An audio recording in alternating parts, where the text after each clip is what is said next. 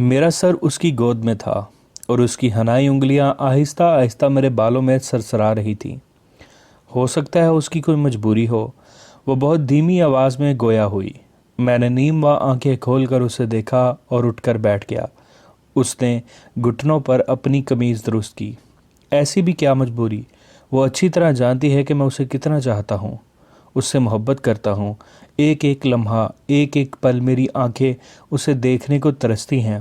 میری سانسیں اس کا نام سے روانی پکڑتی ہیں اور میں اس کا نام تک نہیں جانتا۔ میں جھنجھلا گیا۔ میں نے کہا نا، ہو سکتا ہے اس کی کوئی مجبوری ہو۔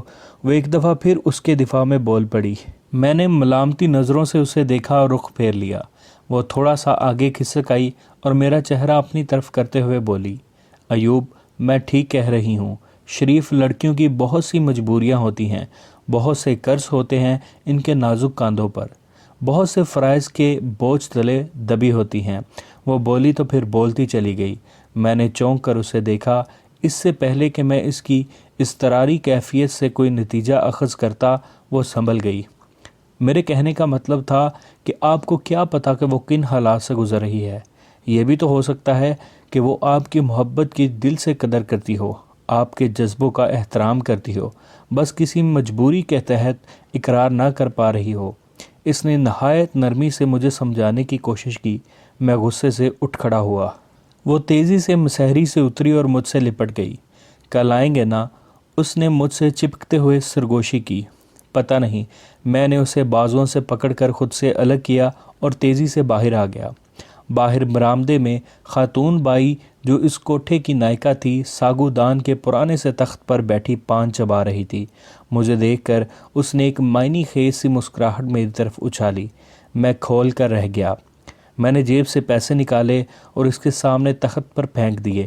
خاتون بائی نے ایک کریحہ امیز قہقہ لگایا اور اس کے سرخ سرخ ہونٹوں سے برآمد ہونے والی پیک کی چھینٹوں نے اس کی کرافت میں مزید اضافہ کر دیا۔ میں مزید وہاں نہیں رکا۔ رات آدھی سے زیادہ بھیگ چکی تھی۔ دسمبر کی ٹھٹھرتی سرد تنہائی مجھے اپنی رگوں میں سنسناتی محسوس ہوئی۔ وحشت تھی کہ میرے آس پاس گھنگرو باندھے ناچ رہی تھی۔ میں سناٹے اگلتی گلیوں سے ہوتا ہوا اپنے محلے کی طرف بڑھنے لگا۔ میں نے سگریٹ سلگایا اور خستہ حال جیکٹ کی زپ چڑھا دی۔ میں سگریٹ کے کش لگاتے ہوئے اسے ہی سوچتا چلا جا رہا تھا۔ ان لوگوں کو ہمارے محلے میں آئے ابھی بمشکل چند ماہ ہی ہوئے تھے۔ وہ بڑی عجیب فیملی تھی۔ اس کے باپ کا نام مولوی صلاح الدین تھا۔ وہ بیمار تھا اور بسترے مرگ پر پڑا تھا۔ ماں عرصہ پہلے مر چکی تھی۔ ان کا ذریعہ معاش کیا تھا کوئی نہیں جانتا تھا، البتہ سابقہ محلے میں مولوی صاحب پیشے امام تھے۔ وہ لوگ محلے میں کسی سے ملتے جلتے نہیں تھے۔ اس عجیب گھرانے کے بارے میں یہ بھی معلوم نہیں ہو سکا تھا کہ اس نے سابقہ محلہ کب، کیوں اور کیسے چھوڑا۔ مجھے ایک دن وہ اچانک ہی نظر آ گئی تھی۔ اس دن مجھے گلی کے بچوں نے اپنے ساتھ کرکٹ کھیلنے پر مجبور کیا تو میں بادل نخواستہ ان کے ساتھ کھیل میں شریک ہو گیا۔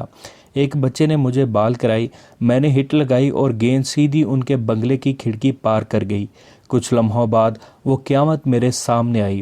اس نے بڑی سی ایک سیاہ چادر کو نقاب کی شکل دے رکھی تھی۔ اس کی بڑی بڑی بھوری آنکھوں نے مجھے دور ہی سے اپنے سحر میں جکڑ لیا۔ مجھے سینے میں اپنا دل کسی پرندے کی طرح پھڑ پھڑاتا ہوا محسوس ہوا۔ اس نے ایک سرسری سی نظر مجھ پر ڈالی اور گیند گلی میں پھینک کر کھڑکی کے پیچھے غائب ہو گئی۔ اسے آج تک کسی نے گھر سے نکلتے ہوئے نہیں دیکھا تھا۔ مجھے بھی وہ 2-3 ماہ میں صرف 3-4 بار ہی نظر آئی۔ میں نے اپنے دوست کاشف سے اپنے دل کا حال بیان کیا، تاہم وہ میری کوئی مدد کرنے سے قاصر رہا۔ پھر ایک دن وہ مجھے گلی میں نظر آ گئی۔ میں اس وقت حسب معمول رات کو شہر کی گلیوں میں آوارہ گردی کرنے کے بعد گھر لوٹ رہا تھا جب وہ مجھے اپنے گھر سے نکلتی دکھائی دی۔ اس نے گھر کی چوکھٹ پار کرنے سے پہلے ایک محتاط سی نظر گلی میں ڈالی۔ میں تیزی سے اوٹ میں ہو گیا۔ گلی میں اندھیرا تھا، اس لیے میرا وجود بہت آسانی سے چھپ گیا۔ گلی سنسان دیکھ کر وہ باہر نکلی اور ایک طرف چل پڑی۔ میں حیران ہوا۔ دن کے اجالے میں گھر سے قدم باہر نہ نکالنے والی رات کے اندھیرے میں کہاں جا رہی تھی؟ 2-3 دن میں اس بات پر پریشان رہا، لیکن پھر بھول بھال گیا۔ میں نے ایک دن محلے ہی کے ایک بچے کو خط دے کر اس کے پاس بھیجا۔ وہ بچہ تھوڑی دیر بعد ہی واپس آ گیا۔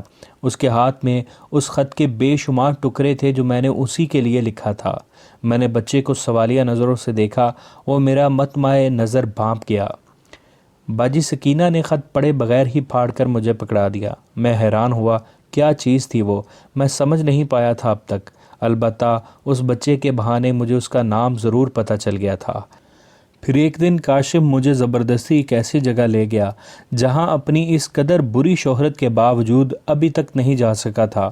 شاید وہ میری جان اس اچانک ہو جانے والے عشق سے چھڑانا چاہ رہا تھا۔ ہاں، یہ خاتون بائی کا کوٹھا تھا۔ کاشف نے خاتون بائی کو میری مشکل سے آگاہ کیا۔ اچھا، تو موصوف عشق کر بیٹھے ہیں۔ ارے عشق کرنے سے بہتر تھا کوئی ڈھنگ کا کام کر لیتے۔ وہ غالباً پہلے ہی عشق سے خار بیٹھی تھی۔ عشق کا لفظ سنتے ہی شروع ہو گئی۔ خیر، ایک نئی پٹھی آئی تو ہے میرے پاس، وہ عجیب بازاری انداز میں ہمیں بتانے لگی۔ اسی طرح کی ہے، سنجیدہ، خاموش اور گمسم سی۔ وہ میری طرف اشارہ کرتے ہوئے بولی، مجھے لگتا ہے اس کا اس کے ساتھ گزارا ہو جائے گا اور اس کی جان اس مولوی کی بیٹی کے عشق سے چھوٹ جائے گی۔ اس نے مدبرانہ انداز میں یوں سر ہلایا جیسے اس نے کوئی بہت گہری بات کر دی ہو۔ پھر اس نے ایک ملازمہ کو اپنے پاس بلا کر خسر پھسر کی اور مجھے اس کے ساتھ بھیج دیا۔ وہ مجھے ایک کمرے کے پاس چھوڑ کر واپس چلی گئی۔ میں کچھ دیر تو بند دروازے کے پاس کھڑا رہا اور پھر جھجکتا ہوا اندر چلا گیا۔ وہ رنگین مسحریوں پر بازوؤں اور گھٹنوں پر سر رکھے بیٹھی ہوئی تھی۔ اس کا دوپٹہ ایک طرف پڑا تھا۔ مجھے کچھ عجیب سا احساس ہوا۔ میں کھنکارا تو اس نے سر اٹھا کر میری طرف دیکھا اور پھر دیکھتی ہی چلی گئی۔ اس کی آنکھوں میں شناسائی کی ایک ہلکی سی چمک ابھری اور پھر معدوم ہو گئی۔ میں اس کی آنکھوں کو دیکھ کر ایک بار پھر چونکا۔ میرے چونکنے کی وجہ کیا تھی یہ میں نہیں جان پایا۔ میں اس کے پاس مسحری پر بیٹھ گیا۔ ہم نے باتیں کرنا شروع کی اور پھر کرتے چلے گئے۔ وہ کہیں سے بھی طوائف نہیں لگتی تھی۔ پتہ نہیں کس مجبوری نے اسے اس غلاظت میں لا پھینکا تھا۔ میں رفتہ رفتہ اس سے دل کی باتیں کرنے لگا۔ وہ میری ایک ایک بات پوری توجہ سے سنتی۔ وہ ہنستی تو اس کی ہنسی میں ایک عجیب طرح کا حزن، اداسی اور ملال دکھائی دیتا۔ اس میں عام طوائفوں والی اوچھی عادتیں نہیں تھی۔ وہ مردوں کو بہلانے کے لیے واہیات حرکتیں نہیں کرتی تھی۔